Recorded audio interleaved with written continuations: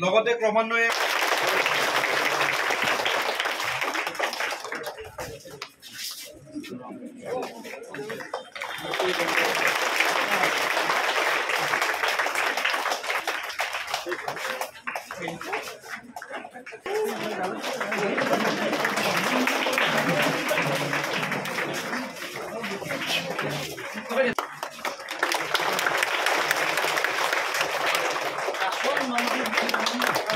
উচ্চতৰ মাধ্যমিক যি চূড়ান্ত পৰীক্ষাৰ ফলাফল ইতিমধ্যে ঘোষণা কৰা হৈছে আৰু কাইলৈ দিনটোত ঘোষণা কৰাৰ পিছতে ৰাজ্যৰ বহু চৰকাৰী মাধ্যমৰ বিদ্যালয়ত উত্তীৰ্ণৰ হাৰেৰে জিলিকিবলৈ সক্ষম হৈছিল আৰু তেনে এটা বিদ্যালয়ত মই বৰ্তমান আহি উপস্থিত হৈছোঁ আৰু এই বিদ্যালয়খন হৈছে তামুলপুৰ জিলাৰ ভাৰত ভূটান সীমান্তৰ অতি অন্তিমটো যি উচ্চতৰ মাধ্যমিক বিদ্যালয় অৰ্থাৎ আপুনি যদি চাই ভাৰত আৰু ভূটানৰ সীমান্তৰ একেবাৰে শেষৰখন স্থানত এই বিদ্যালয়খন অৱস্থিত হৈ আছে আৰু এটা অতি প্ৰান্তীয় অঞ্চল কিন্তু এই প্ৰান্তীয় অঞ্চলৰ ভিতৰতো এই যি উচ্চতৰ মাধ্যমিক বিদ্যালয়টোত কিন্তু উত্তীৰ্ণৰ হাৰেৰে 100% উত্তীৰ্ণৰ হাৰেৰে বৰ্তমান বিদ্যালয়খন সমগ্ৰ জিলাৰ ভিতৰতে জিলিকিবলৈ সক্ষম হৈছে আৰু যাৰ বাবে আমি এই স্থানত আহি উপস্থিত হৈছোঁ মোৰ সহযোগীয়ে পৰিৱেশখিনি ইতিমধ্যে দেখুৱাইছে আৰু যি বিদ্যালয় এই উচ্চতৰ মাধ্যমিক বিদ্যালয়ৰ যিগৰাকী অধ্যক্ষ আছে ভাৰপ্ৰাপ্ত আমি তেখেতৰ সৈতে কথা পাতিম প্ৰথমতে অভিনন্দন জনাইছোঁ সুন্দৰ এটা ফলাফল অতি প্ৰান্তীয় এটা অঞ্চল আমি জানো গুৱাহাটী তাৰ মাজত এনেকুৱা এটা ফলাফল কি ক'ব মই পোনপ্ৰথমে অসমৰ মুখ্যমন্ত্ৰী ডক্টৰ হিমন্ত বিশ্ব শৰ্মা ছাৰ আৰু ৰণোজ পেগু শিক্ষামন্ত্ৰী আৰু BTRৰ মুখ্য কাৰ্যবাহী সদস্য প্ৰমোদ বড়ো ছাৰক ধন্যবাদ জনাইছোঁ কাৰণ আগৰ তুলনাত এই চৰকাৰে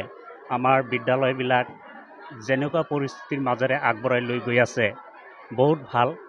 বহুত উন্নতৰ দিশে আগবাঢ়িছে কাৰণ BTR মুখ্য কাৰ্যবাহী সদস্য প্ৰমোদ বড়ো ছাৰে বৰ্তমান শিক্ষা বিভাগত আছে তেখেতৰ শিক্ষা বিভাগত থকাৰ কাৰণে আজি যেটো উচ্চতৰ মাধ্যমিক ফলাফলত আমি যি দেখা পালোঁ মানে ৰিজাল্টত মানে তামুলপুৰ জিলাই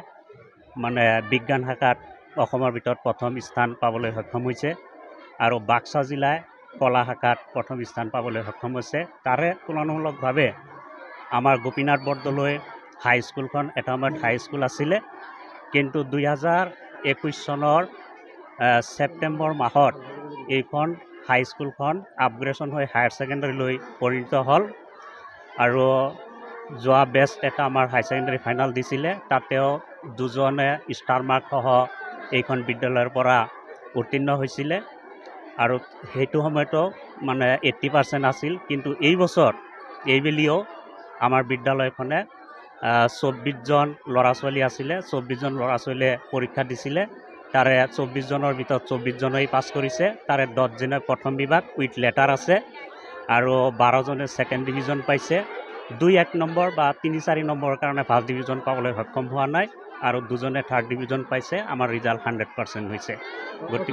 হাইস্কুলৰ পৰা আপোনালোকৰ যি উচ্চতৰ মাধ্যমিক বিদ্যালয় মাত্ৰ 2 বছৰ সম্পন্ন হৈছে 2 বছৰ সম্পন্ন হৈছে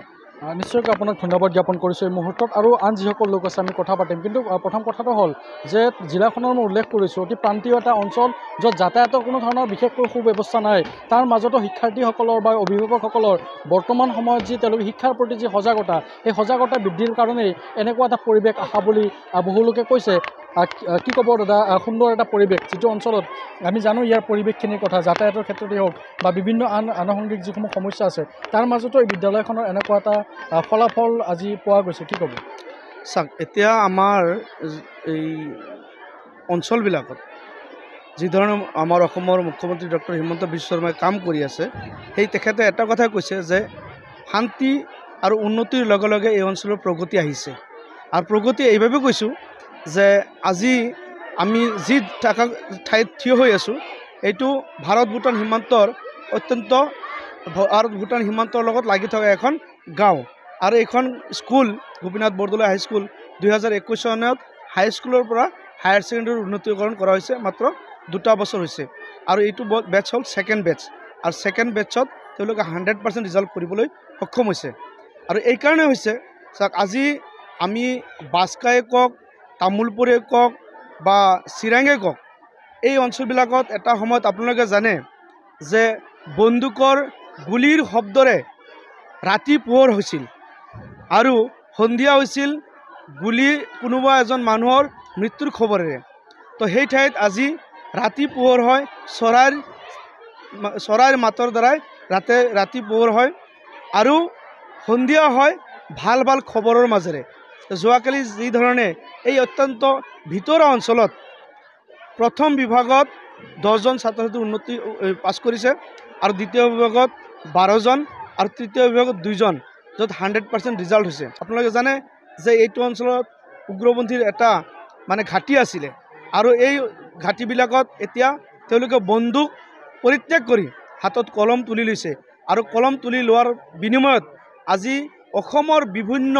জিলা, উন্নত জিলাৰ লগত তামোলপুৰ জিলাই, বাক্সা জিলাই, চিৰাং জিলাই শিক্ষাৰ ক্ষেত্ৰত ফেৰ মাৰিবলৈ সক্ষম হৈছে। ধন্যবাদ জ্ঞাপন কৰিছোঁ আপোনাক। তেওঁলোকে এটা কথা উল্লেখ কৰিছে যে এইসমূহ অঞ্চল আচলতে এটা সময়ত বন্দুক বাৰুদৰ যি শব্দৰ দ্বাৰাই আচলতে এইসমূহ অঞ্চলত ৰাতিৰ পোহৰ হৈছিল, কিন্তু এটা সময় বৰ্তমান সময়ত শিক্ষাৰ ক্ষেত্ৰত এটা নতুন দুৱাৰ মুকলি হৈছে, য'ত এটা আশাৰ সঞ্চাৰ আচলতে এইসমূহ অঞ্চলত দেখিবলৈ পোৱা গৈছে। চৰকাৰখনে নিশ্চয় এইসমূহ অঞ্চলৰ কাৰণে আন বহু কিছু কৰিবলগীয়া আছে। আৰু এই মুহূৰ্তত মোৰ সৈতে বিদ্যালয়ৰ যি পৰিচালনা সমিতিৰ লোক আছে, কি ক'ব দাদা, আপুনি যিটো নিজে দেখি আহিছে এই অঞ্চলটোৰ পৰিৱেশ, তাৰ মাজতো সুন্দৰ এটা ফলাফল। হয়, নিশ্চিতভাৱে ক'ব লাগিব যে নৱগঠিত তামোলপুৰ জিলাৰে ভাৰত ভূটান সীমান্তৰ গোপীনাথ বজাৰৰ উচ্চতৰ মাধ্যমিক বিদ্যালয় হয় এইখন বিদ্যালয়ৰ মই SMDCৰ উপসভাপতি হয়। যে ছাত্ৰ ছাত্ৰীৰ অনুপাতে ইয়াতে দুখৰ কথা ক'ব লাগিব যে স্কুলৰ এই আন্তঃগাঁথনি খুবেই কম, বিল্ডিং নাই ইয়াতে, যিখিনি ছাত্ৰ ছাত্ৰী আছে। ধন্যবাদ জ্ঞাপন কৰিছোঁ আপোনাক। আৰু সহযোগে যদি কিছু আগবাঢ়ি আহে, যদি দেখুৱাব যে যিসকল ছাত্ৰ ছাত্ৰী মোৰ সন্মুখত আপোনালোকে প্ৰত্যক্ষ কৰিছে, তেওঁলোকে কিন্তু এই অঞ্চলসমূহৰ ভাৰত আৰু ভূটান সীমান্তৱৰ্তী অঞ্চলসমূহত তেওঁলোকে বসবাস কৰে আৰু তাৰ পৰাই তেওঁলোকে এই বিদ্যালয়খনত অধ্যয়নৰ বাবে তেওঁলোকে ওলাই আহিছে। আৰু শেহতীয়াকৈ যি হাইস্কুল শিক্ষান্ত পৰীক্ষাৰ যি ফলাফল, এই ফলাফলক লৈ এতিয়া চৌদিশে উৎফুল্লিত হৈ পৰা পৰিলক্ষিত হৈছে এইখন বিদ্যালয়তো।